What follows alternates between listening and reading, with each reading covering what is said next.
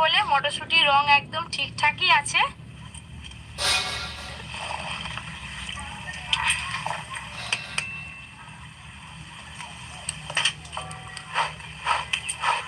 জল আমি খুব ভালো করে ঝরিয়ে নিয়েছি। এবার এই গরম মটরশুঁটি কিন্তু বরফ জলে দিয়ে দিতে হবে, সঙ্গে সঙ্গে দিতে হবে, দেরি করলে হবে না। এই যে এখানে আমি বরফ নিয়ে এসেছি, জল ছিটে গেলে আসো বরফ ছাড়াবে, আসো। কোনোদিন তো দেখিনি এইসব, কফি তোমরা তো দেখো না, খুব সহজ। এই এবার বরফ জলে দিয়ে দিলেই হবে। এবার এই বরফ জলেতে দিয়ে দেব।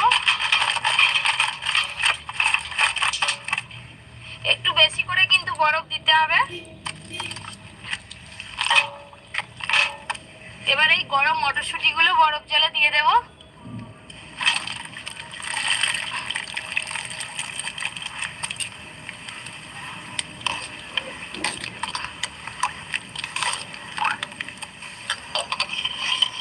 এই দেখুন মটরশুঁটির কালারটা কি সুন্দর এসছে, আর সব মটরশুঁটি সুন্দর ঠান্ডা হয়ে গেছে।